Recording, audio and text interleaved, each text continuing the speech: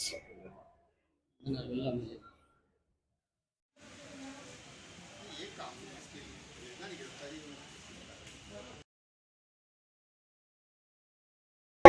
जो घटनाक्रम हुई किशनगंज थाने में और आपने एसपी महोदया को जो आवेदन दिया है और शिकायत की, इस बारे में बताइए क्या मामला है।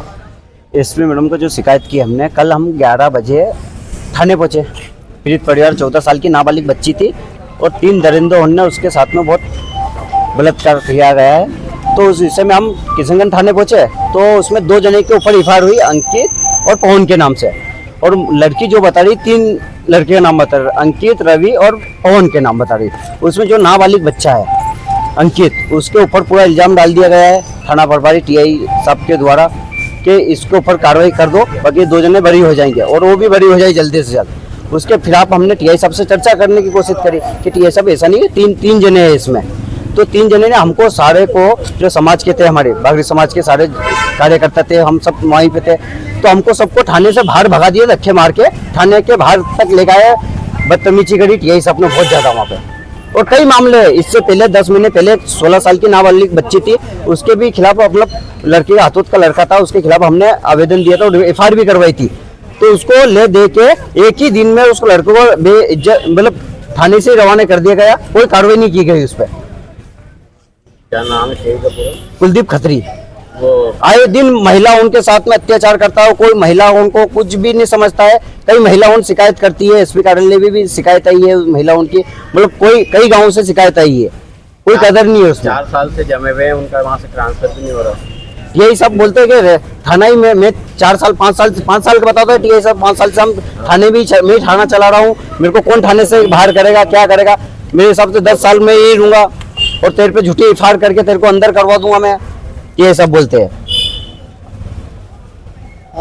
तो ये जो मैडम ने क्या आश्वासन दिया आपको? अभी मैडम ने आश्वासन दिया है कि जांच करेंगे उस विषय में। जांच होगी? हाँ, तो उसकी सूचना आपको दी जाएगी, जांच चलेगी, जब क्या मामला है? अभी ऐसा कुछ बताया नहीं मैडम ने, कोई आश्वासन दिया नहीं है। और इस विषय में थाने प्रभारी टीआई साहब के खिलाफ एक बड़ा आंदोलन भी करेंगे हम किशनगंज थाने में। तो अभी जो पुलिस प्रशासन से आप क्या मांग करते हैं? मतलब हम ये मांगते थे ऐसे टीआई साहब को तुरंत सस्पेंड किया जाए।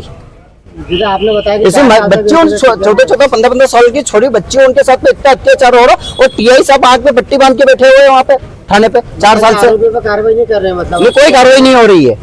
और कार्रवाई करते हुए तो मतलब मामला क्लीन कर देते हैं, पूरा क्लीन कर देते हैं, ले दे के क्या करते हैं क्या नहीं करते, कोई मतलब नहीं टीआई साहब को। चलो, आपका नाम? सुभाष सोलंकी, अखिल भारतीय बागरी महासंघ से जिला अध्यक्ष। मैं गोकुल पवार, बागरी समाज जिला अध्यक्ष। मेरा भाई सुभाष सोलंकी, मुझे कल बताया गया कि इसके साथ अभद्र व्यवहार हुआ, उसके कारण एसपी साहब मैडम के यहाँ आवेदन दिया फिर हमने, और मैडम से निष्पक्ष जांच करने का बोला गया। मैडम ने बोला बिल्कुल टीआई साहब के ऊपर कार्रवाई करेंगे और देखेंगे क्या है, क्या गलत है, क्या सही है।